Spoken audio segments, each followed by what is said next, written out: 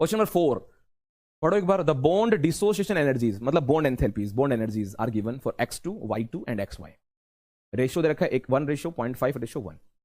ठीक। Delta H for the formation of XY is this, यानी आपको फॉर्मेशन का XY का फॉर्मेशन का रिएक्शन लिखना है क्योंकि उसकी हीट दे रखी है -200। तो सबको पता अगर आपको XY बनाना है अकॉर्डिंग टू डाटा x2 से और y2 से ही बना होगा।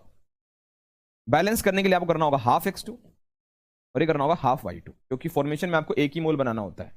इसकी आपको हीट दे रखी है -200 किलो जूल पर मोल। और अब इन तीनों की आपको बॉन्ड एंथैल्पी दे रखी है। मैंने आपको कहा था अगर क्वेश्चन बॉन्ड एंथैल्पी के टर्म्स में आया तो प्रोडक्ट माइनस रिएक्टेंट मत करना, रिएक्टेंट माइनस प्रोडक्ट करना। तो मुझे बताओ क्या ये बात ठीक है? Half bond enthalpy of x2 plus half bond enthalpy of y2 minus bond enthalpy, ये तो हो गया reactant, minus product bond enthalpy of xy, और ये बराबर हो गया टोटल एंथैल्पी रिएक्शन के -200। अब देखो क्या कर रखा है इसने, इसने कहा कि x2 y2 और xy की बॉन्ड एंथैल्पी का रेशियो है 1:0.5:1।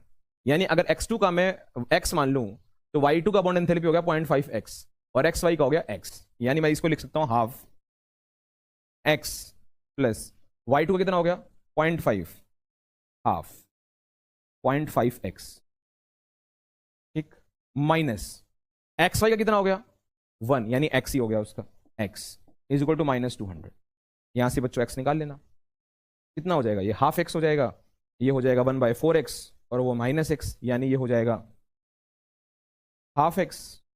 0.5 को मैं लिख सकता हूं 5/10 यानी 1/2, 1/2 into 1/2 1/4 -x is equal to -200। यहां से x निकल जाएगा और x ही हमें चाहिए क्योंकि इसने सिर्फ x2 का मांगा है और x2 मतलब 1 मतलब जो तुमने x माना था, हमें सिर्फ x चाहिए।